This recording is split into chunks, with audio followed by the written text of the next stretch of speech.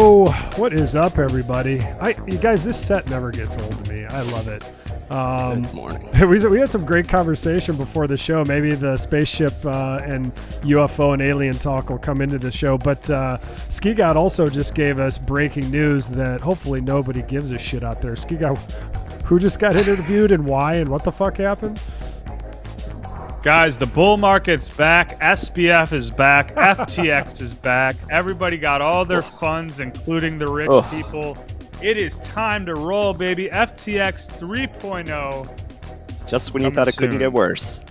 Why would you ever buy that brand? Like I know the lawyers wanted to do it. They're like, well, there must be some brand equity left. Be like, who in their right mind would put money there? The funny thing is, with that brand recognition, there's idiots who would. They'd be like, oh, which company was that? That was the Matt Damon company, right? The Tom Brady whatever company? Juice is left. Yeah.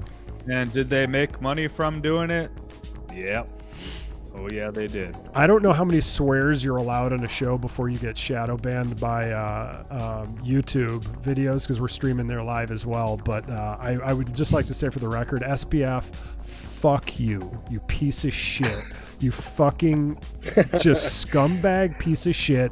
Go fuck yourself and all the people you screwed over. I hope you stay in jail. You're a piece of shit and you don't belong in this space. So fuck you. Definitely didn't want the ties. Get fucked, buddy. We don't want to hear what you have to say.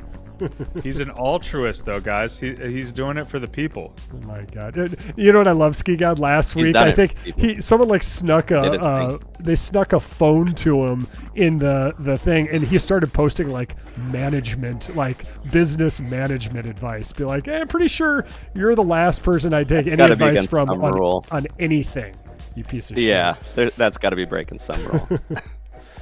So welcome, guys. This is episode 7 of The Shrooms Are Coming, Bitcoin Shrooms, where Rolo and Kenny are in-resident experts on everything Bitcoin Shrooms and how it relates to the history of Bitcoin. And the more I sit in these shows and kind of do color commentary with Ski God, the more I learn just like the things I didn't know before 2015, and just even those early days for me, like things that I understand better now.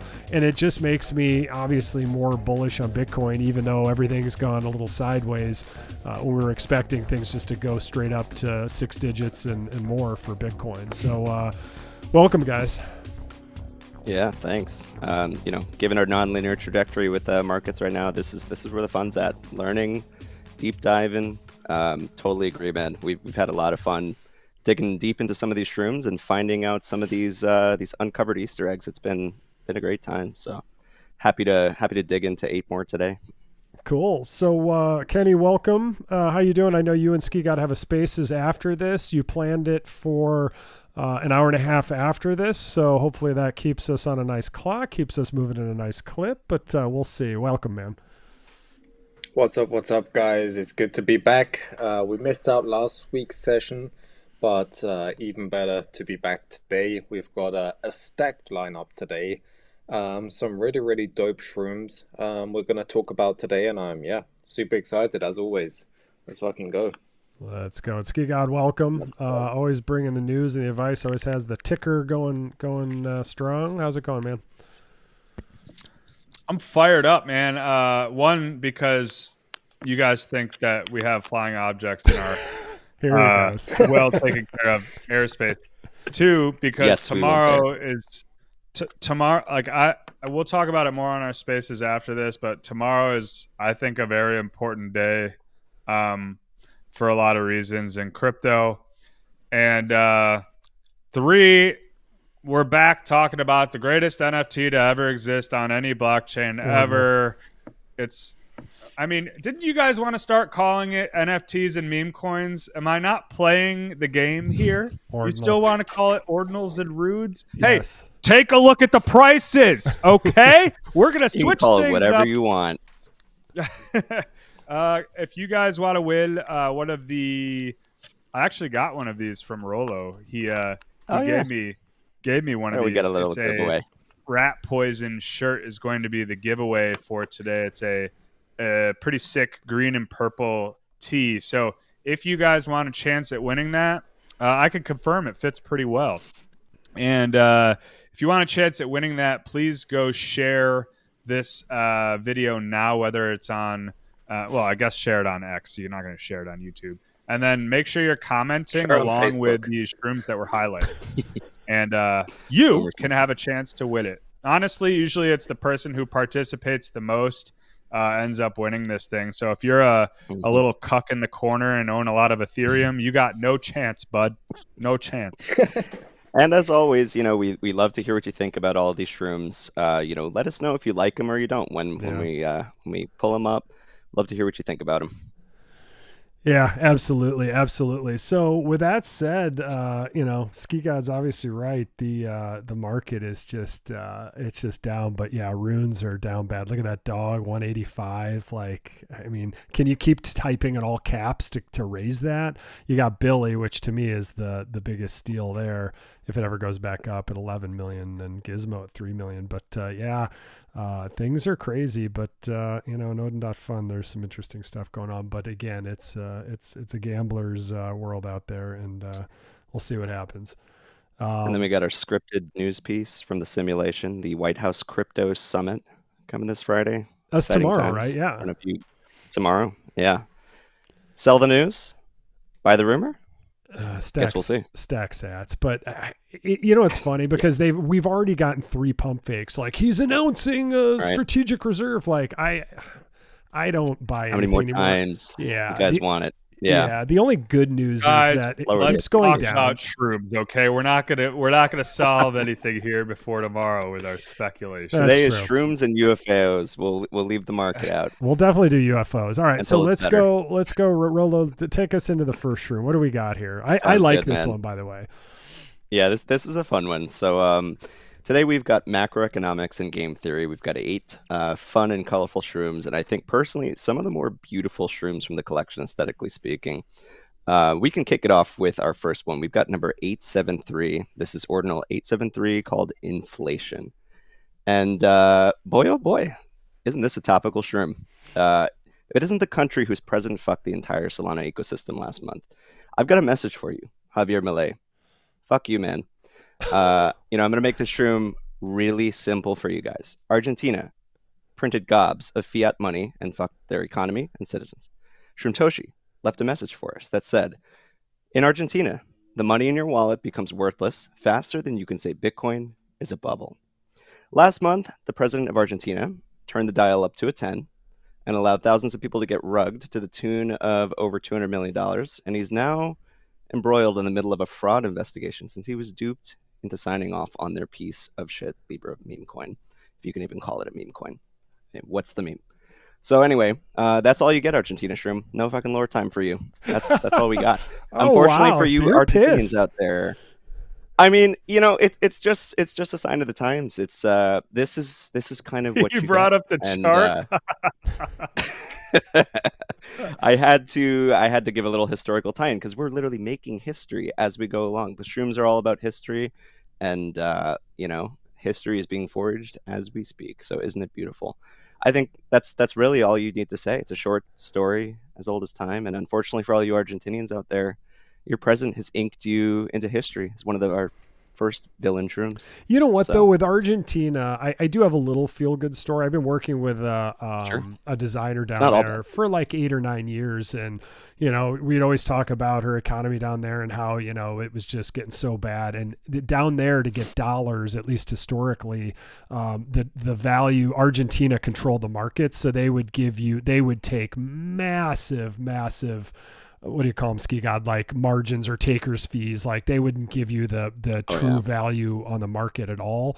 So I started talking about Bitcoin to her and just crypto in general. And she at first was like, I don't know. And then she fully adopted it, did like peer-to-peer stuff. And, they've obviously, compared to the Argentinian peso, I don't even know how well she did, but obviously she crushed the US dollar too. And she sends me stuff now. She's like, hey, have you seen this? Have you heard of this? I'm like, no, shit, that's cool. So it's definitely a feel-good story. But remember, he came into office basically saying, like, this is all broken. We're going to fix everything. Mm-hmm. And like, we're printing too much money. We're going to have to do some cutbacks and austerity just to like get everything back in balance. So, I agree with you, F you, but it's also like, it's kind of a bummer too. Like this one, I thought Argentina, and that rug pull, a $4 billion rug pull, is just such a fu. Certainly bitters the palate. Yeah, it's weird timing.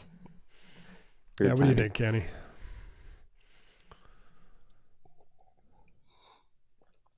Couldn't find the mute button. I think this is a really cool shroom. I understand the bitterness that goes within this Bitcoin shroom, especially at current times. Although I do need to say, if you studied the Bitcoin shrooms, some call it crypto, some call it crapto. I think if you check out the Bitcoin shrooms, you know what Shrooms thinks about shitcoins. And stack sats, find safety in sats. Shitcoins are shitcoins. That's why that's the message. Yep. And they've got redeeming elements. They got Lionel Messi. They've got the Argentinian football squad. They've got Malbec wine, and maybe even some of the most beautiful women, you could argue. But it's not enough to save you right now, unfortunately. It's just where we are. You're a great country, Argentina. We love you, but do better, Javier. Yeah, absolutely. Ski, got any comments on that? I heard Argentinian. I heard there was a UFO landing there at some point in the last 50 years. Well, if it happened there, it's probably real. I would say this is one of the GOAT shrooms. I think it should be posted at a premium because we're seeing in real time. It's beautiful. It's a beautiful. We're seeing in real time why this is like why Bitcoin is made, right? We're seeing bad decision making, a country with a trash currency. Actually, yes, they've probably actually done a good, somewhat of a reversal since he's been in there, right? On their actual debt structure, and their currency has probably gone maybe up a little bit. That's what I thought too. Yeah. Oh. And also maybe he was just trying to do fun new things to stay innovative, and maybe it was actually an American-made piece of shit group that infiltrated and used his brand and country to fuck over a bunch of people. So Javier, I'm on your side, baby. Let's go. Woo! I half of me jokes at the same time. It does seem the guy may have been taken advantage of, and unfortunately, it's the decisions you make, the due diligence you do or don't do. He's not inculpable, but yes, there are some people further behind this. Don't want to name any names, but I think we all know who we're talking about. But do tell. Fun beautiful times. Shroom, though. Aesthetically, it's a gorgeous shroom. I think a lot of these flag country shrooms, obviously they're clean, they're symmetrical ones that I know a lot of us like, at least for our PFPs, but these are some of the coolest shrooms by far. And for whatever reason, absolutely, the Argentina one is just spot on. Yeah, it's a good one. Yeah, the sub collections. Go ahead, Ski.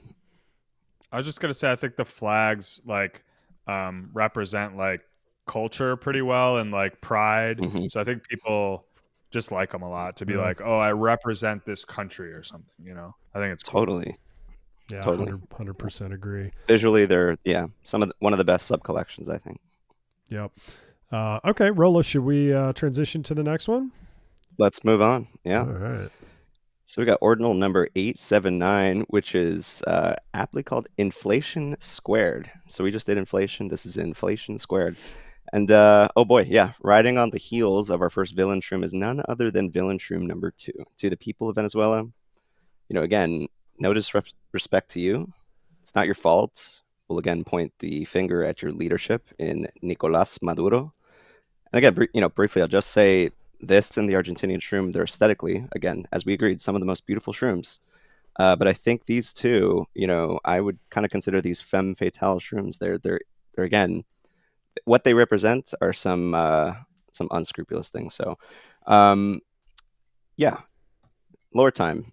Shrimtoshi said, in Venezuela, the money in your wallet becomes worthless faster than you can say Bitcoin.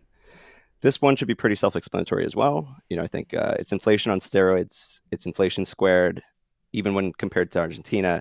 And there's some very interesting facts I do think behind this one. Over the past decade, Venezuela has experienced one of the most severe economic collapses in written history, marked by unprecedented hyperinflation, currency devaluations, widespread shortages of even some of the most basic goods, and the crisis led many Venezuelans to turn to cryptocurrencies, and particularly Bitcoin and stable coins like Tether. And that's been an alternative way to preserve value and facilitate commerce still while all of this shit's been going on. And between 2013 and 2023, Venezuela's GDP plummeted by 74%. And it represented one of the most significant declines in living standards globally outside of either war or like a total state collapse. And so here are where the figures get awfully staggering. 2014 started with inflation reaching about 69% per year. Pretty bad by our standards. By 16, that figure reached 800%. Very bad. And then here's where it gets frankly terrifying. By 2018, the inflation rate in Venezuela skyrocketed to 1,700,000%. And that hyperinflation rendered the Venezuelan bolivar, essentially worthless. It was just paper. And it, again, led to some of the most severe shortages in food, medicine, and other essential goods. And so people were literally using the printed dollar bills to make sellable goods in the street, like little dollar bill purses that were worth more than the actual dollar units themselves. And you could see, in a lot of photos, but people would just throw the bills onto the ground. It was worthless, and it, that's been the status quo of the economy. I think as of recent, just the last year, they managed to rein it in. I think to like 190% annual inflation, but that's still insane by all global standards. So, in any case, that's their situation, and it's a great hyperbolic example of what happens when monetary policy gets abused, and it's a lesson and a message, just like our first room. So. What do you guys think? I'm just amazed that Venezuela, like, how does the whole economy not collapse? Like, if that many people, I mean, look at this. That's how much, like, look at these pictures. Yeah. $1 is, what is that? Probably like 4 or 5 pounds of money, right?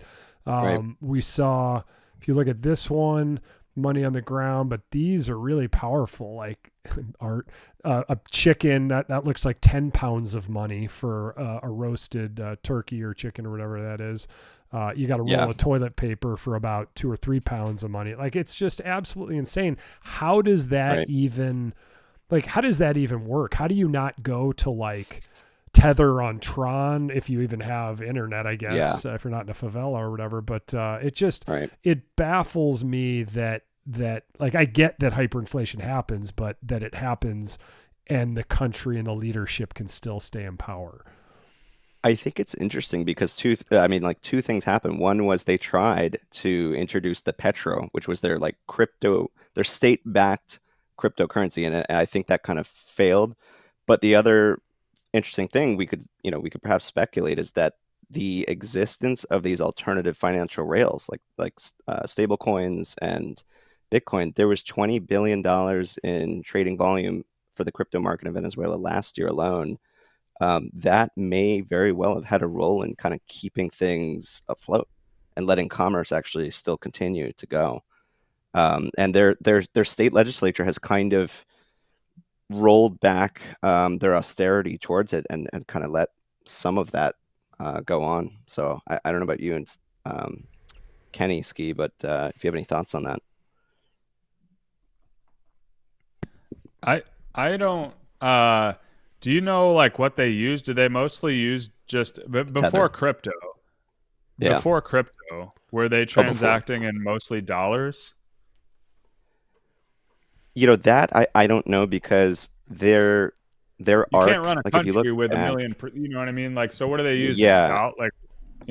So their severe hyperinflation started course in like about 2014, and so Bitcoin did exist then. I guess you could say technically crypto existed and was around at the time when this all started. So I don't know how severe it was before then, but by all accounts, it sounds like it wasn't insane back then. So they may have been using US dollars or something else, or maybe their own local currency. But I just know that from 2014 to 2018, that's when a lot of this really started hitting the fan. And that is around, when crypto was first kind of blooming. And Tether was, I think, around then. So, but if you're rank and file Venezuelan, like you probably don't have the money or the wherewithal or the internet to like access Bitcoin. If you're lucky, you'll get Tron. I know my Argentinian friend, her husband was foreign from France. So he worked for a French company, even though they were in Argentina. So he got paid in euros. And she said that was a lifesaver as Argentina currency got worked. She said she was in rural Argentina and all the farmers and stuff, they're at the mercy of that currency. So when you see those pictures literally of a chicken for 14 pounds of bills, literally people have these carts around. So they're either carting this money around or the money becomes so worthless. It probably goes back to an old school barter system where it's like, me and my family make like lard candles, but I need a pair of shoes for my kid. I mean, it's probably gone to that and more of a local economy again. Totally. That seems candles, to have been what happened. Circular, local microeconomies, and other things to kind of keep it afloat. Yeah. What do you think, Kenny? They probably got paid and right away went to like a change your currency station or whatever and put it in dollars. Yeah, I know that I'm not sure how it is in Venezuela, but I know that in Turkey, where they also have a pretty big inflation problem, or at least had a big inflation problem throughout the last couple of years, I know that they have massive problems with the US dollar, or that everybody who gets paid there swaps their money to US dollars straight away, so that USD is like more heavily used than I think it's Turkish lira. So yeah, I think they just kind of substitute with like different foreign currencies. Yeah, people, probably the upper middle class and the upper class do, but I mean the lower class, I think it depends what class you're in. The lower classes probably do whatever they can to eat and buy toilet paper. Yeah, I think even those though, because I mean, I think everybody has like the opportunity to swap, and I think as soon as they get cash, they just fucking swap it in. I'm not like 100% sure, but that's kind of what I heard. Because I mean, if your currency is losing so much value every single day, and you don't know if you'll be able to buy food on the next day, then it's a lot easier just to swap it in, and then at least it's somewhat stable. Right. That's a scary reality, and it really, I think these first two shrooms again, they really highlight the where the rubber meets the road, aspect of Bitcoin at large and cryptocurrency. Just in terms of those edge cases, those important edge cases where you really do understand the value that something like this provides. This is where you see how it works and can actually help people preserve their value that they've worked for. And we have an internet digital reserve where you can bypass some of these things. So it's an important message and a scary one. But also, Kenny, as you said, mentioning people transitioning into U.S. dollars, it's a nice segue for our topic today, because we're going to go to that too and cover U.S. dollar, fiat, and other things. So this is all related, and a good topic today. Yeah, for sure. Should we move on? Yeah. So ordinal number 727 is aptly called Chad. Another unconventionally good-looking shroom, in my opinion. I really like this one. Yeah, red, white, blue, USA aesthetic. Nice touch. And the design, it's none other than the actual Wyoming state flag. It's got the bison right in the middle. You boys like this one? I love this one. I think it's really cool. Baby. Yes, sir. Yeah. How about you guys out there? Give us the thumbs up or down. Let us know. This one may not be everybody's cup of tea, but yeah, no, this one is super cool. Like you said, it's not the shroom rounded head, but I think Shroomtoshi nails the buffalo so well, and yeah, it's great detail. Yeah, I mean, in the Wyoming flag, Wyoming is such an important state to me for so many reasons for crypto. Totally. They're the first one to approve having DAOs, in the state, and then recognizing DAOs, but also like Cynthia Lumens, and I know we'll get into her, and Caitlin Long. Yeah, thank you, Caitlin Long. Yeah. Who are trying to redefine banking, who got completely gaslit by the feds, because she wanted to do one-to-one banking and not do fractional reserve, and they just, now all the stuff's coming out that they just buried her. But no, isn't I love that ironic? Like you want to do proper, fundamentally sound banking, and they slap you on the wrist or gaslight you. That's such a wild concept. Yeah. But anyway, yeah, we could do lower time. Yeah, go for it. Yeah. Bitcoin friendliness, says Shrimtoshi. Trailblazing broads like at Caitlin Long and at Senator Loomis. A marvelous rectangular shape. Wyoming has it all. That's actually a little video I took. I was on a trip. It's not Wyoming, but I was in Utah with a friend, and bison, we do have them out there as well. And so I figured, share a little travel from the past. But they're beautiful, beautiful animals up close in real life, and it's amazing and humbling to be near them. But yeah, I think this description cleverly highlights the state of Wyoming's unique pro-Bitcoin disposition, including, like you said, Blue, two of its pioneering leaders in the space who've become very well known for their contributions, and also progressive legislation. And it also makes that humorous and quirky remark about Wyoming's uniquely rectangular shape, and it's actually known, for its unique look on the map. And I think overall the Shrooms got a nice amount of depth to it. Love that ST made an accurate depiction of the Wyoming state flag, the bison. It's a relevant inclusion and symbolism here because it helps further accentuate Wyoming as one of the most unique of the 50 states. And interesting trivia, American bison, often mistakenly called a buffalo. It's not actually buffalo. Those are from Africa and Asia. But it is native to Wyoming and the West, and is deeply associated with the state's history and landscape. And so anyway, back to the plot. Wyoming, like you said, cemented itself as the single most crypto-friendly state in the U.S. due to its forward-thinking. They legalized DAOs. They created something called SPDIs, or called Special Purpose Depository Institutions, and that's where Caitlin Long kind of plugs in here. Like you said, she founded Custodia Bank, and that happens to be one of the most well-known SPDIs in the space.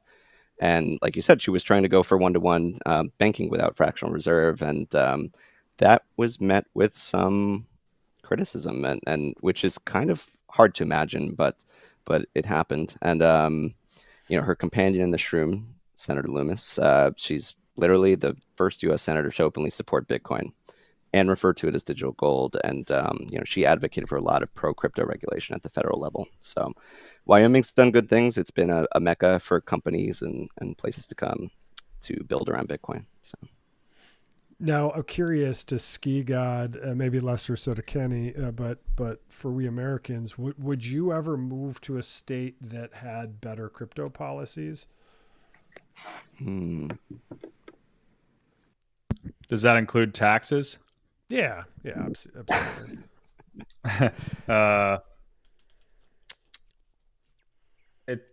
It's hard to answer. If I was a single younger guy, yeah.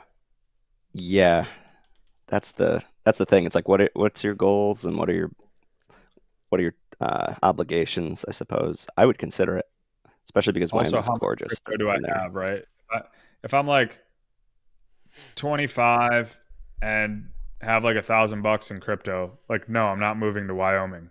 If I'm 25 and have like 10 million and tax implications, maybe I go move there if I don't have anything holding me down and kind of deal with that. It's kind of like the people who go to like Puerto Rico or whatever for a little while, right? Yep. That was just a little far out for me. Yeah, I had a coworker who was working out of Puerto Rico, and he was like urging me to come, and I was like, no, half my family's from there, and I've been there. It's not for me. I know the tax haven thing is what it is, but sometimes it's a real pros and cons balance. How far are you willing to go to get the tax benefits? Or Well, I mean, if you're just everyone has their if own you're personal young, reasons. single, you have a lot of money, and maybe you're looking to sell a business, going there for 3 or 4 years maybe makes a lot of sense, right? Correct. For Right. some people, it just makes sense. Yeah. Kenny, is there anywhere in Europe that has like, is it pretty much all the same rules because of Schengen and the whole European Union, or are there places that are kind of better bastions than others? I know Switzerland is in some ways. Mm. Yeah, we definitely have places where there is better rule sets, I would say. I think we have the Cayman Islands, which I think are part of Great Britain. So there are specific small sets of islands where there are different rules. But not many, not many. I guess Switzerland, yeah, is another one. Yeah, only a very few. Yeah. I think What we have one about shroom holder who's what about Cayman Monaco? Island based. I'm not too I sure, don't know actually. about that one. Oh, Oh. I think Monaco might be one, but it's just like one of the most expensive places to actually live. And yeah. I think to get the benefits, you have to have. I learned about this somewhere from that passport dude online, but I think you have to own like or at least have like a 500K in a bank account, and then you have to like buy a property at least with like a down payment and stuff to actually get even into that system. And it's such a small area that every property is expensive as fuck. Yeah, what they do to what Ski God said is, because I looked into this in Spain in those golden visas and stuff, and what they do in a lot of these places is they'll be like, and you have to use our state-run real estate agent. So basically, they're steering you. They're probably charging you, Strings attached. 70% higher. You're coming from America, so you're like, oh man, this is still cheap. But if you actually could buy it locally, you'd probably be paying like half of what you'd be paying there. So, but like Ski God said, if you have all those things and you've got a little extra money and you're willing to pay a little extra there, I think that golden visa gives you generally. Is it 3 years? I think it's pretty. I think they're pretty good generally, but yeah, it's interesting stuff. Yeah, because otherwise you get kicked out of like Europe. I think you get 3 months at a time, or maybe 6 at a time, and then you got to go back for 3 to 6 months and then come back. Like it's otherwise it's pretty tough. I don't know what Ireland's policies are, but I know I was looking at them as far as a place for like a little away home, and there are some countries that will grant you these. I don't know if it's like residential visas that give you a little more time. Right. They're one of those ones that are pretty lenient on how much time they'll give you, but I guess it really varies. But yeah, we could always move on to our next guy. Yeah, let's do it. All right, another clean one. It's almost like Argentina's cousin. Oh man, yeah. This is. I think this is one of the most beautiful shrooms in the entire collection. I think maybe Thanos is the owner of that one. And yeah, so this is Ordinal 775 Chad squared. But it's kind of funny that covering the Stratum V2 shroom last episode in the minor topic, that was a special moment where we saw new and favorable Bitcoin history transpire in the time elapsed since the actual shroom got inscribed. Unfortunately for us, though, with this one, the exact opposite has happened, where with the El Salvador shroom, known as Chad squared, it's gone the other way. The description that Shroomtoshi left said, use volcanoes to mine Bitcoin, insta Chad. Use volcanoes to mine Bitcoin and give the finger to the IMF, insta Chad squared. Well, guess what? As we discovered in the last episode, El Salvador's volcano-powered mining operations ceased as of 2024.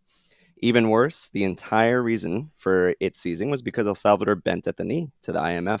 They scaled back Bitcoin operations as one of the term requirements to receive a $1.4 billion IMF loan. And it still gets worse. They also reversed Bitcoin status as legal tender. So, initially I would have said this shroom is now demoted from Chad squared to just Chad. But 3 entire steps back, I'm sorry, Shroomtoshi, like, we love you. And, this is nothing personal, but Chad squared, I think, at least in my book, it's now demoted to beta squared until further notice. And, again, this shroom deep dive will self-destruct in 5 seconds. Do better, Night. That's it.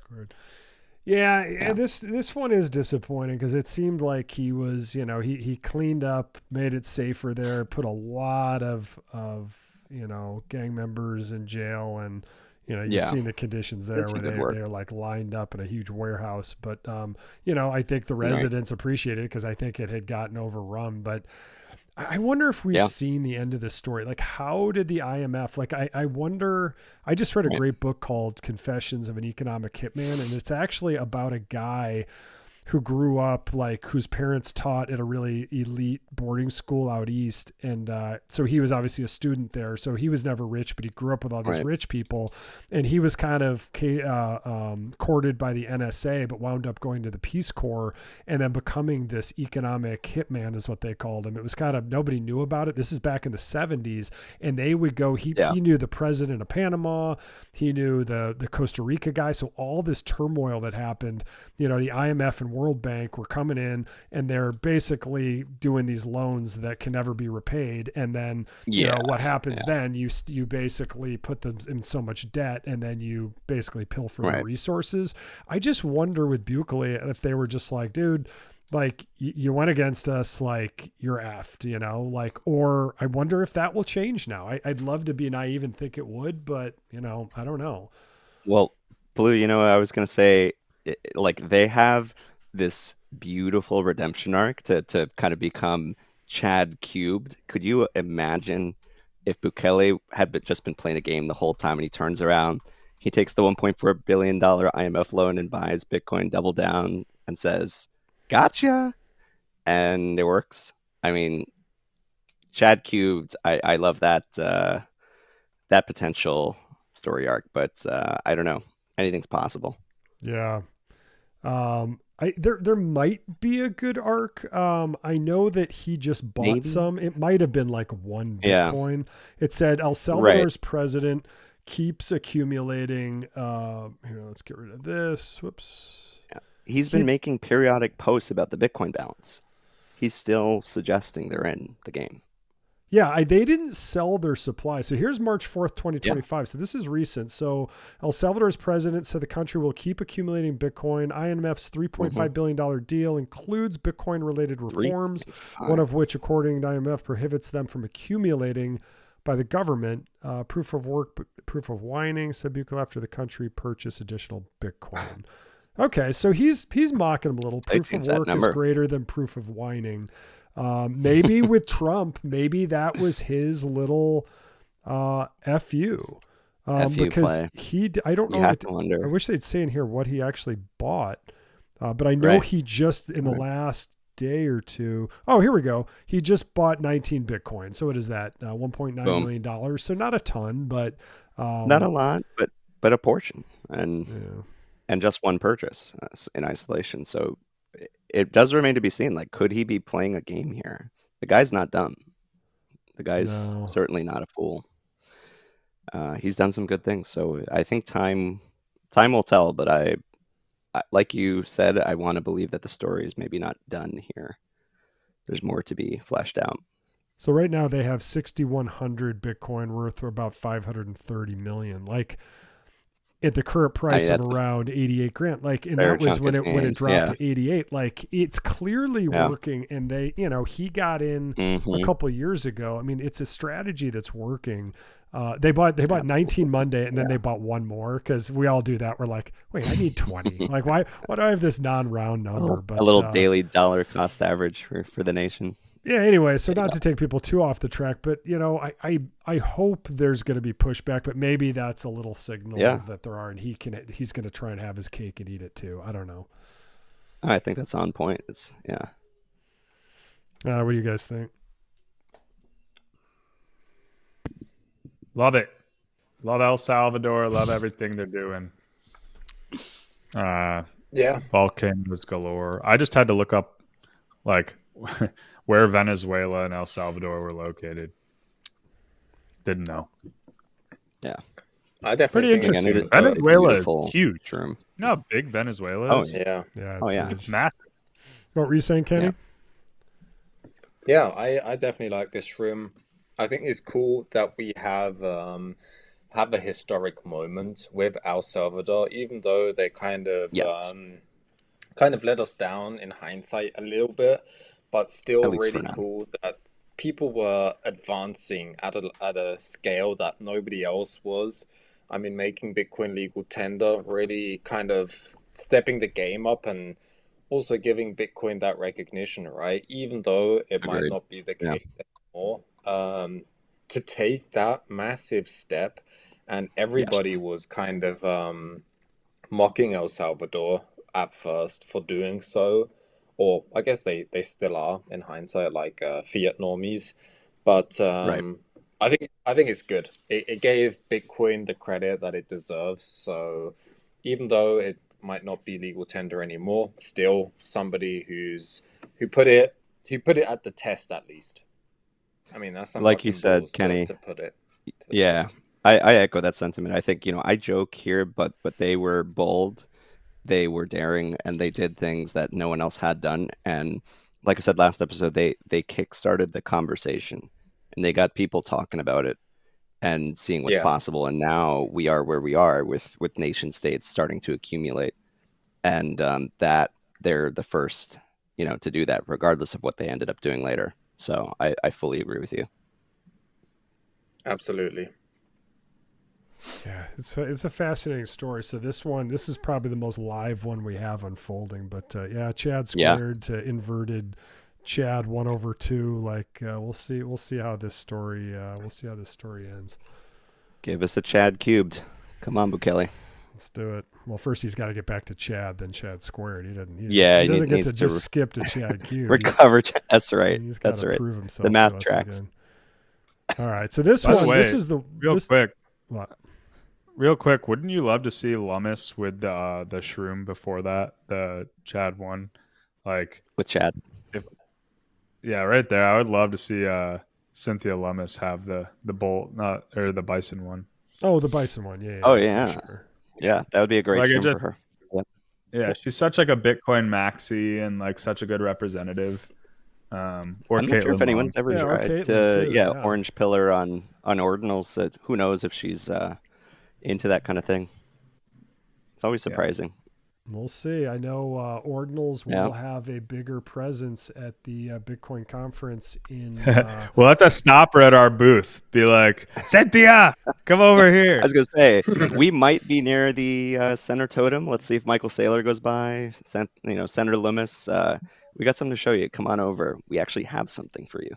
Yeah, just remember, there's going to be a lot more integration than that too, because we have the Bitcoin Shrooms booth. Thank you to Rollo and for organizing that Thank you and guys. creating Yeah, it. And I know you're big into we did it. merch and yeah, it's cool. I'm big into Bitcoin Shrooms, but also inscribing. And there's going to be a whole section, I believe, at the Bitcoin conference that has to do with ordinals this year. So, and that's including inscribing, but also there's something I think in addition to that. So there's a lot of cool stuff Yeah. coming up. So the main conference is going. I'm not saying everybody's accepting it there.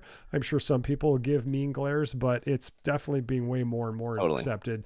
Bitcoin Magazine has embraced it from the beginning, and I think it's only going to go up from there. So, I think it's so a Ski God, to conversation. your point, Yeah. they may see Yeah. it. They may see it. Yep. More and more people are going to be talking about it. It's an inevitable part of the code, and so whether you want to, accept it or not, it's made its way into the discussion. And yeah, also look out for, if you are going to the Bitcoin conference, look out for Shroom related events. We are in the midst of doing our plannings, and there are some fun things we have in store for you guys. So if you are looking to hang, the Shrooms will be out there. So Yeah, leave it at that. just look for the like pretty tall, attractive guy, and then behind him, Rolo will be helping with the merchandise. Yes, I'll have my caveman clothing on. I'll be there. Yeah, exactly. Ski God, I love how highly you think of yourself. Like your profile pictures change, like to a guy like he's staring off into the sunset as he's doing Pilates, and his lawn crew is dutifully mowing his lawn because he's Ski God. Everybody. I'm just Bro, we're in Sideshow a Bob over here. simulation. You need to believe that your character is the one that you chose at the start of the game, and it's the greatest leveling up thing ever. Okay, now that's Tell got to that be to tough SBF. for Rolo. I get it, But for me, I keep smashing the power button, Hard, you know? hard every day, dog. Reality hits you. Your humbleness will like, be your undoing. Listen, Just when the remember, UFOs guys, come and like, visit you, just remember. What's that, Kenny? yeah, just remember, when Ski God does talk like that, this doesn't mean much for a lot of people, but Ski God actually quit before his blue belt. I mean, in the jiu-jitsu world, that is like the most pathetic shit ever. And he basically quit right before he got promoted. So I'm here. I think I was still a ways off. I did get hurt. The real troll is that I haven't gone back. That's the more. So he quit at his blue belt. Isn't that white belt? bleed. And doesn't the white belt just keep the robe from falling off? Yeah. Nope. He's basically still a white belt. Or he is still a white belt. So he's not teachable, basically. No. The white belt is the most teachable stage. What are you talking about? Only if you keep going. Life. That's the mentality I take to everything, is that I am a white belt willing to soak in and learn from the best. Kenny, what is he? He's a brown belt. He's gone down the rabbit hole. We've lost him, It's easy to say that with an ocean between you two, but then once the mat is between you That's two. That's true. Well, I'd love to see that fight. I don't think it'd be much of a fight, though. Nah, he would kick my ass. Yeah. Let's put it this way, Kenny. I'm going to pretend you're my if and when we meet, I'm going to just pretend you're my security. Absolutely. I'm with this guy. Nobody F with me. And if they get really close, I'll just pull out the mace. Hey, it's time to strap up for this conference. Times be different. Yeah, or hit him with my backpack. At least have your taser. Yeah. That's true. I mean, moving packs for sure. You don't need to bring anything for it a bear market. That's true. They'll be like, right. Yeah, you're right. Dude, do you need money? Do you need a lunch or something? You look haggard. There's nothing to take from me. Yeah. Even the broke criminals are going to be like, nah, fuck that conference. There's nothing for us. Yeah, those idiots are holding on to pipe. They own runes. Yeah, the only thing worse than that one, Ski God, would be a Solana conference. They're talking about hot air again. Yeah. All right. So what do we got here? This is the one that was untitled. I looked it up and I didn't know which folder to go to, but I think I figured it out. This one's interesting. I don't love it. I don't hate it. It looks like pantyhose, but it's also it's interesting. Mine has eyes too, and it's fun to make it like it's fun to make it like peek up, like hello. I had mixed feelings as well, and yeah, folks, this is shroom number 810. It's an unidentified fungal object, like Blue said, and yeah, I agree. Aesthetic wise, again, I've vocally broadcasted before. I don't love the color brown. It doesn't work well for me for some artistic designs. That said, when I learned about what this is, I immediately understood, and I came in with my blinders on, thinking like this was just some cute homage to maybe like the Goomba characters from Super Mario Brothers. But when our community members filled me in on what this shroom is actually about, I literally lost it on the spot. The design makes total sense when it hits you, and it's pure comedy in the context. But this shroom depicts none other than Neil Kashkari, the president of the Federal Reserve Bank of Minneapolis. And in his CBS 60-minute interview, he'd been addressing these concerns about the economic impact of the COVID-19 pandemic, and basically stated, quote, "There is an infinite amount of cash at the Federal Reserve. We will do whatever we need to do to make sure there's enough cash in the banking system." I don't know if you can get the audio on for that one, but we have a couple live clips of him. But he, when he did this, it was really his delivery that made the hair raise on the back of your neck. And the guy had this wide open, locked in, crazy-eyed stare, and it just made the whole moment absurd and, if surreal for a bit of time. And it goes hand in hand with how scary the statement is when you actually realize that the Federal Reserve banking system just blatantly admitted they do whatever the fuck they want with the money. That's the plain message there. He said that they gave him a blank check and said, do what you need to do. And critics of Kashkari had expressed concerns that infinite cash notion, if abused or if not done properly, could undermine confidence in the US dollar and the broader financial system. And with our M2 money supply, if you look at a chart, within just the last 3 to 4 years, it was around 2020 when the largest amount of cash ever was printed into circulation by a long shot. And so, unchecked money printing, again, that can erode purchasing power, destabilize the economy. We are where we are now in this situation where we have a $36 billion budget deficit. And for the first time in fiscal year 2024, the federal government's net interest payments on the national debt just to service the debt amount to $870 billion a year, just to service a $36 trillion deficit. And that fact alone is insane. If you think about stacks of Venezuelan cash, and a chicken next to it, Right. This is, in my mind, it's that level of incomprehensible. Somewhere there, that it would seem to be problematic. I know things work right now and we're great, but that is a massive, massive debt to service. And I'm not sure about you guys, but something about that just seems inherently problematic to me. Yeah, absolutely, man. I mean, by the way, what you're pulling up for these different shrooms and these memes are incredible. Like, keep the GIFs coming and these little videos, because it paints such a good picture. I mean, I love them. Well, they're just funny. Like, look Cheers. at and then the joke of like whenever you hear them proving, like, he's like, don't worry, we can print. Like, that stare looks like he literally, I got to get that off. It's like he's trying to stare into your soul, or he's like half a robot, or like Cylon or something like that. Right.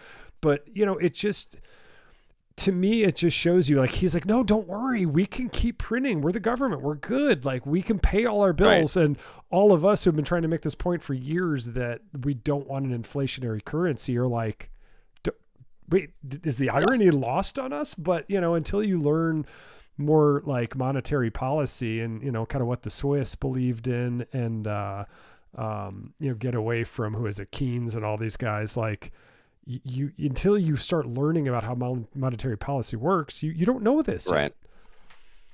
And the other end of it too is, it's one thing to adjust to economic times and needs and print a lot of money. But on the other end, it's, it is this input and output system where it also matters what we're spending on, efficient spending, wasteful spending. And so again, we're in a new regime. I'm not political. I don't have a party, but people can criticize the Doge, initiative all they want. But I am at least glad that somebody is looking at what we're also spending on, because bad fiscal management is where and how we've gotten to where we are. U.S. taxpayer dollars going on to bloat and just stagnant government operations that aren't efficient. We clearly need to do something. How we do it, I'm not going to argue. But it's good that somebody's looking. So, Kenny, are people talking about this in Europe at all, or are they just looking at the U.S. dumbfounded as to what's going on? I'm curious about that too. Yeah. I think inflation, like the whole inflation topic, is a problem everywhere. Although I feel like, of course, oftentimes the Fed, I mean, like the currencies are like closely intertwined, right? So the ECB can't just cut rates if they want to. They kind of need to kind of check in with how imports, exports, and all these other things are going, I guess. So you mean check in with America? Yeah. I was gonna say, exactly. Yeah, if the U.S. has the global dominant currency, I would think that some of these countries have to kind of adjust to whatever we're doing, like it or not, and because it's a whole system. Absolutely. So fair. What do you think, Steve? But I think inflation is like a big topic everywhere, and of course, when someone comes out and makes these crazy statements, then that's pretty wild. Gives you a little look down the barrel, and it's true. All of these countries, I have heard, France, whether it's France, Britain, anywhere else, they suffer the same issues too. They print. These guys print as well, and sometimes people make the joke about monkeys pulling levers. Like how do you make these quantitative ballpark guesses as to how much you need and how much you don't need? At the end of the day, we have smart economists who use software, look at data analytics, and make, I guess, quantified guesses, but how about mathematical precision? I wonder if there's room for improvement with the whole endeavor as far as how we manage monetary policy, and if you guys think there's room for things we can do, whether it's AI or even a blockchain-based economy. We've had people talk about that before, seeing where all of the money actually is rather than just sort of quantitatively guessing. Right. I think it would be naive to think that there's no room for improvement, but I don't know. I'm also not an economist. Ski, any comments before we move on to the next one? I think he's asleep. I just think it's important to know the difference between like actual inflation and monetary debasement. Like actual inflation can be a positive thing, and that's kind of the whole point behind like the 2% goal. But monetary debasement is kind of the other inflation that I think is actually the biggest problem that any of us are facing, and that the narrative can shift between kind of people thinking one thing but not realizing they're thinking the other one. So it's important. I think people don't really realize that. And also, like, just on, like, a side note of inflation, it's still like hilarious that if inflation goes up to 8% and then it goes down to 4% or 3% or 2%, that doesn't mean that prices are going to go down. It just means that they are now going to go up at a slower rate. So this idea that everything is going to be cheaper again. Now, there's specific examples like gas and stuff like that can fluctuate with inflation. But for most things in general, we're going to be in a more expensive world as it has been forever. Yeah, I think we're making progress or whatnot. But for us to think we know what the fuck's going on is like, it's a fool's errand at this point. It's too crazy. But and that. I for one, don't think inflation is that big of an issue, but that's for a whole other conversation. So, and that I think that goes along with the point I was sort of trying to make, which is that ultimately, I think we don't really argue whether things swing up and down, or like there's cycles to these things, whether it's inflationary or deflationary modes. Just because of how dynamic and multifactorial an economy is. It represents so many things.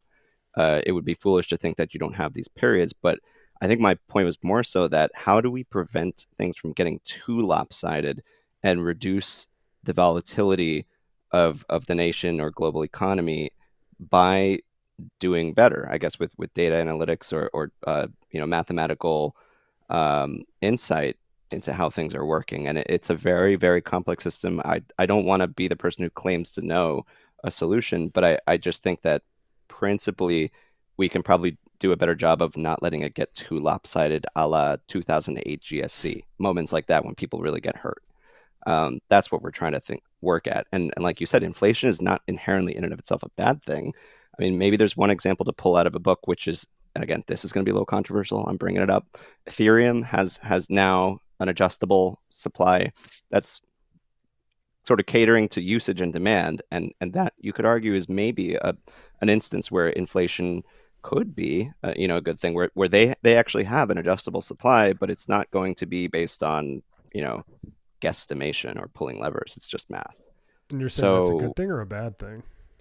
I'm saying it could be a decent thing because it's actually more precise and mathematical rather than just like, oh, we think we need to print a lot of money because shit's really bad right now. Right. So we'll make about this much and also waste money on other stuff. Yeah, and the beauty of Ethereum is when it does, the busier the chain is, the more transactions there are, the more Ethereum gets burned. Yeah. So, for better or worse. Yeah, but Jake Chervinsky had a great take yesterday. He's with Stand With Crypto and huge in the DC sphere, and he was basically saying like, dude, like Bitcoin's here and overrepresented. XRP, obviously he didn't comment on his feelings for XRP, but he's like, they're super represented here for the last 5-6 years. He's like, you guys are punching way under your weight. And I'm like, what a good thought. Like, they're struggling in so many places, and it kind of shows the cracks of maybe they're not quite as decentralized as people made them out to be. You've got Vitalik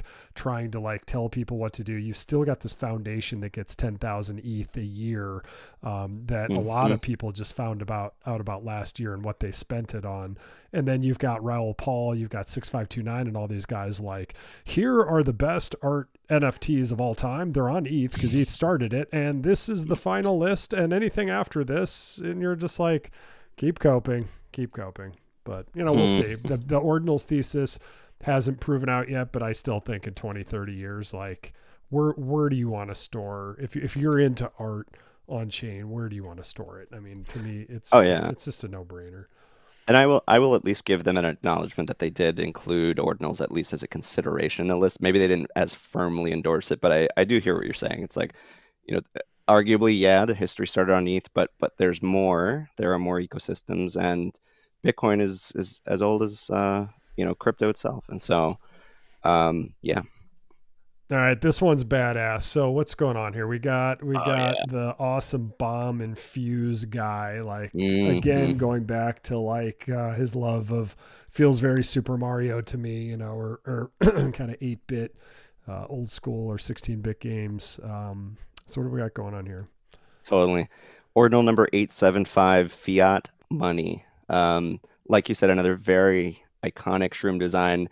I have a personal love for it. The design looks unmistakably like a nod to the Babam character from your classic Mario games. And that nuisance of an enemy, is known for detonating in short order when it came into your vicinity. It was, a real hazard. And so the Shroom itself, really clean, clever design. It's fun, gets extra marks for nostalgia. I love it. And so that Shroom, it was actually acquired on secondary market. I think it was 2.05 Bitcoin on Magic Eden about 9 months ago, May of 24. And I'm a fan. What do you guys think? That's the classic Mario Party. I'm just a hot fan potato of game, which videos. ties into this Shroom. I don't know. What do you think, Kenny? Oh, this one is a classic for sure. This is definitely one of the best Shrooms, aesthetically, but also aligning within like the Bitcoin ethos, right? Kind of the criticism of fiat money. I mean, that is partially why we also even were introduced to Bitcoin, right? With the bailing of the banks in 2008 or 9. This one is an absolute grail. I think aesthetically also very, very nice. I like the flame and the kind of the wick, which is really cool. So I think this is one of the best Shrooms for sure. And what does our audience out there think? Give us a thumbs up or thumb down if you like this one. We still want to know, do you love them? Do you hate them? We'd love to know what you think. So this one's interesting how he went from the bomb to fiat. What's the connection there, Rolo? Yeah, so his quote said tick tock next block.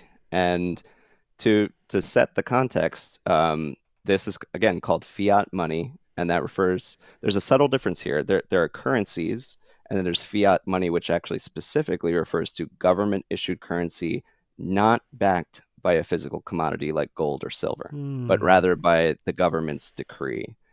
And I think this phrase is referring to a ticking time bomb, implying that fiat money's days are essentially numbered, while you have the other half of the phrase that says next block, referring to Bitcoin's regular indefatigable 10-minute block time that will always just keep on going regardless of whatever else is happening. So it's a good juxtaposition. And if you'll remember, that's why I posted this video here, the Mario Party game Hot Potato. The Babam ticks and ticks and ticks, and only in a matter of time it blows up. And so that is what, historically U.S. economists, Austrian economists, Bitcoin advocates have kind of referred to fiat as a ticking time bomb, so to say. That quote has been used in several publications, and so there's an actual tie in there to literature. And for that, I think it's a smart reference by Shroomtoshi and a really, really cool Shroom. And then, the last thing I was just going to say, there are some very interesting facts behind that to back that up. all prior fiat currencies, overwhelmingly, it's a story of eventual failure. 100% of all past fiat currencies have eventually failed. Many due to hyperinflation, economic mismanagement, war, policy changes, but you name it, it's failed. And the average lifespan of a fiat currency, current to date, is about 27 years, according to studies of historical currencies. How many and years? Over Just 700. 27. Damn, because I always Average, thought like there was like the 80 Yeah. year, like the four turnings, and those cycles. Right. Was it He's Ray saying on Dalio? average. Oh, got it. So that's every country. Yeah, It's an probably, average. It's probably Yeah. less than that, because Ray It could be weighed Dalio down, did this great video. It was either him or one of those macro guys, but they're like, Yeah. look at how whole civilizations go. It's like there was the, Mhm. who was it? The Have to study Dutch, and they history. had the ships, and then they lasted for 50, 60, 70 years. They had the corporations, the East Asia India Company or whatever. Right. And then they It was went down, Rome. their currency went with it. And then I believe that was the rise of Britain and, and all that Yes. colonialism and stuff like that. In the US, we've been dominant really since, would you say World War One or two? Probably one. And then we ascended. Yeah. And since World War II, it's just been a straight shot Oh, I see. up. Yeah, economically speaking. Yes. Yes. And there have been 750 total, I believe, that all collapsed. But like you were saying, alluding to, so far what we have for I think the best example of endurance is the British pound sterling, which holds the record as the longest fiat currency, at least dating back to 1694. It was originally gold backed, but then they fully transitioned in 1931 when UK abandoned gold standard. I see a pattern here. So, yeah, right. History repeats itself, and even though it still is around, the British pound, it's lost over 99% of its purchasing power since the 1600s. So, again, are its days numbered? I think the takeaway from the shroom is, in regards to fiat, TikTok, all data and historical precedent says your days are numbered. Bitcoin just keeps humming away. So yeah, I love it. it's a cool one. All right, here's an absolute champ. Is this our last one, or is this our second to last one? This is our second to last. Okay. Yeah, ordinal 867 Burr with, was it 5 R's? Yeah. Happens to be one of my favorite designs outside my top 30, for whatever that's worth. I think it's such a good combination 31. of humor and symbolism. Yeah, number 31. But the color palette is, I think it's great. I love it. Really unique and unconventional looking shroom. I tend to prefer the unconventional if it's not like a clean classic form. And again, I think we've got a bunch of stacks of US dollars coming out the other end of that printer shroom. Do we like this one? Absolutely. Kenny? For Classic. sure. Yeah, it's a classic. Yeah, the What do you meme guys ones think are cool out because there? this one, it has this symmetry at the top. Like I could see cutting this one and just getting like the first couple layers of the dollars, and I don't think you'd lose it. But obviously the full one is just full barfing the thing, It's all the fantastic. way out. Yeah, it's this one's really well done. And again, it's that combo that works between PFP and art, and exactly what it is, and it just works. And just looking at printers, like I'm staring at my printer across the room right now. It's probably 15 years old. Printers, because of HP and their damn monopolies, haven't changed. Ink, unless you get the unless you get the illegal ink, it's like $100 for like 64 droplets of ink, and it's a perfect irony for and they haven't evolved at all. Like you still have to bang the thing to get it to work sometimes. So it works on so many levels. Totally. Nice, beautiful pixel placement, ST. If you're out there, we love this one. And so lore time. The slogan says "Money printer go Burr," and that has become a humorous shorthand. It's steeped in trollery. It encapsulates deep skepticism toward modern day monetary policy in a nutshell.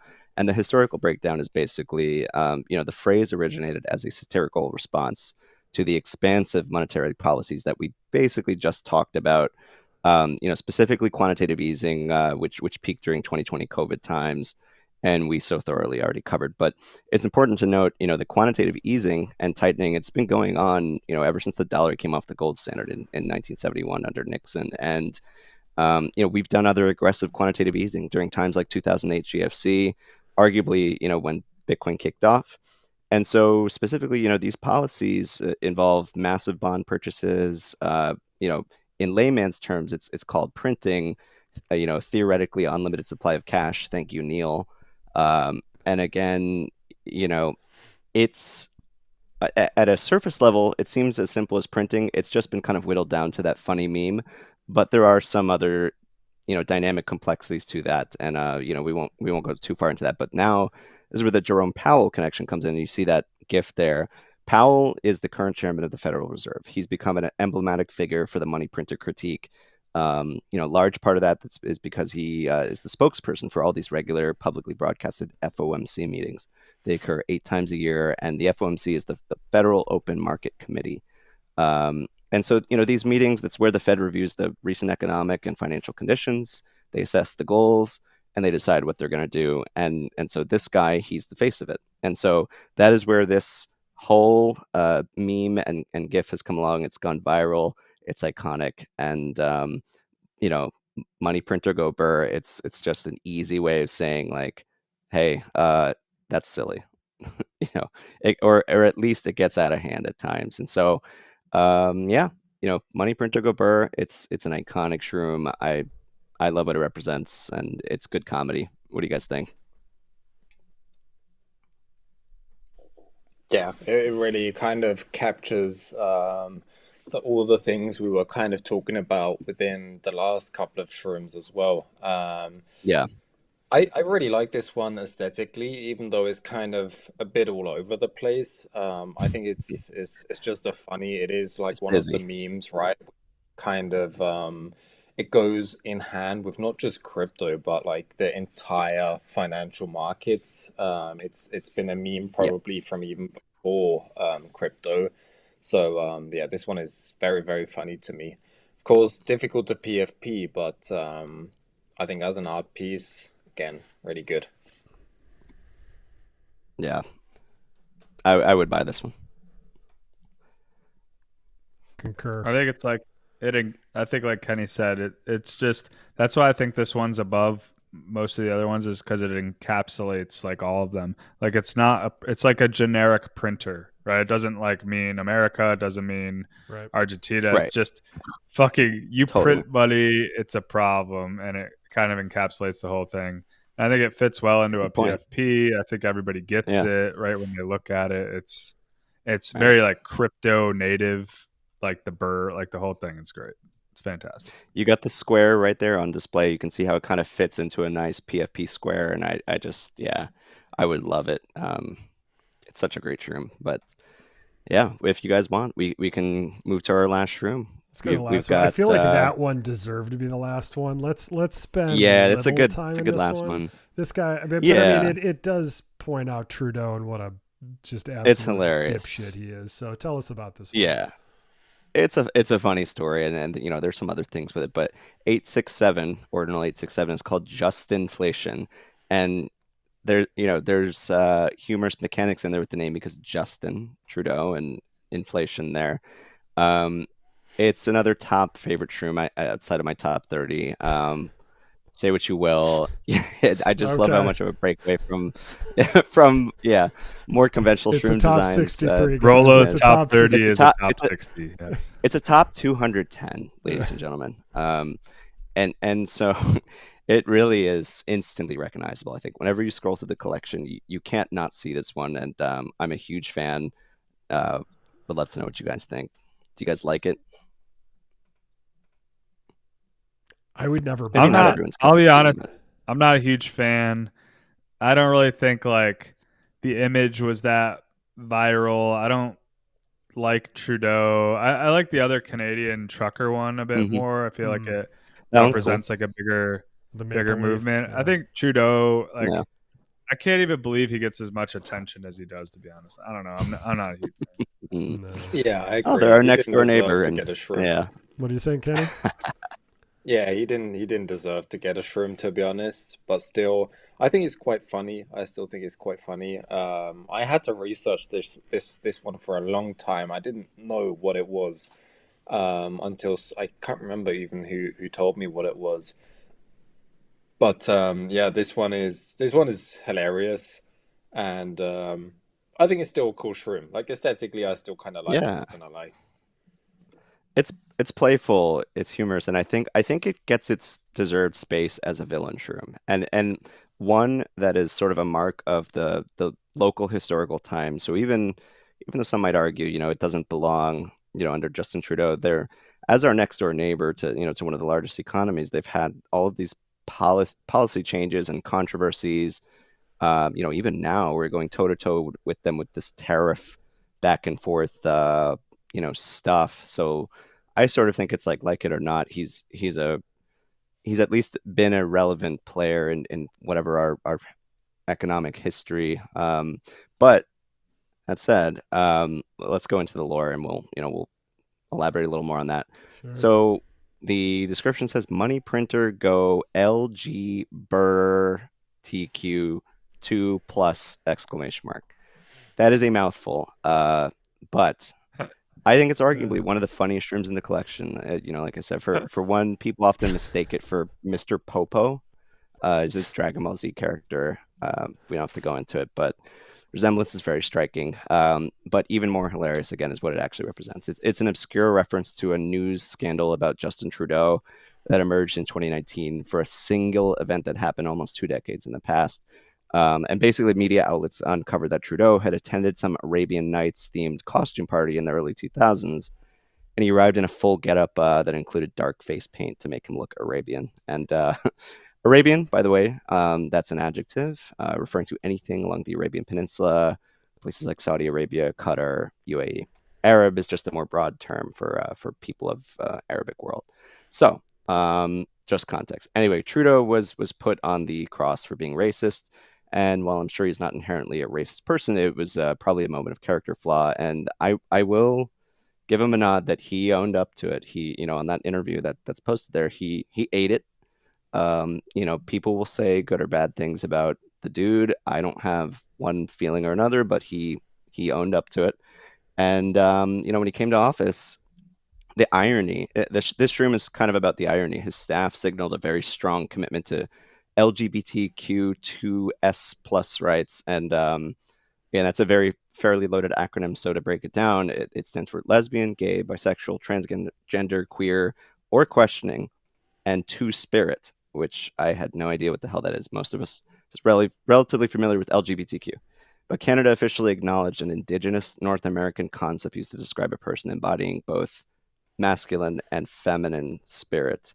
So anyway, in short, it is a three-tiered, multi-layered joke poking fun at Canadian monetary policy, Justin Trudeau's controversies, and the administration's push for inclusivity.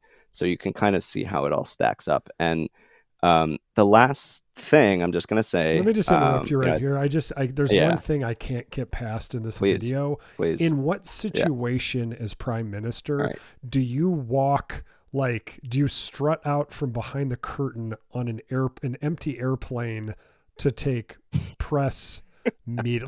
How does this make any sense to me? I don't understand. Oh, hey, there you guys really are. I was just flying across the country in Canadian it was such an Jet odd choice. 1. What a inauthentic douchebag. Okay, anyway, so what were you gonna say? Yeah. No, it's just I think the one thing I just wanted to point out was that I'm again thinking about how this room was designed by Shrimtoshi, and maybe what his thoughts were, trying to get behind his mindset there. And I don't think it's that he is inherently racist or critical. I think he's merely just saying he's making a balanced comedic commentary on political correctness. I think it's just as simple as that. It's nothing more to look into. And in the spirit of Dave Chappelle, almost nothing in comedy is safe. I personally think, it's okay to joke about almost anything, but delivery and context are key, but this is just one of the things. I'm a fan of comedy that toes the line and is right on the edge there. And so, the underlying message: love each other, people, keep it chill, don't hate. Agreed. Be nice to people who are other genders or orientations, like whatever it is. We're cut from the same cloth, folks. Like, just our space has become a pretty rampant space with some of the hostility and rhetoric towards people of other approaches to life, and that's, I think, the underlying message is shrooms are a peaceful thing. We all got one shot on the earth, so let's get along, and that's it. Oh, I like the positive note, Rollo. It's a good one to end on. Kenny or Ski God, I'm bringing it back. You can't finish on Trudeau. At least image wise, I'm finishing on. Tough to end on. Yeah. I'm ending on money printer go bro. But do you guys want to add anything before we go? We got to pick a winner for the giveaway of this wonderful thing that's buried behind 10 other things, but I'll give it to you after. Black Eye did respond, but we'll see who actually interacted with this thing on it, and I'll give it to you right after the show, Rollo. No doubt. But yeah, it was an interesting one. Kenny, anything else to add before we throw everybody to your and Ski God's show? Are we still calling it the Orange Pill? Yes, sir. No, nothing much to add. We'll be there. On my side, definitely a great show. I really enjoyed these Bitcoin Shrooms today. We had a ton of really good ones, beautiful ones as well. I think last week's episode was a bit more I want to say toned down, like aesthetics and kind of background. Some of them can get quite long-winded, but these ones were great. I had a blast, and big thanks again to Rollo and Blue for organizing all the episodes. Thank you, guys. A ton of work that goes into these episodes every single time. So big shout out, and thank you. Absolutely. Yeah, thank you, guys. See you later. Good session. Stay safe out there, folks. Thanks for tuning in. We will see you next time.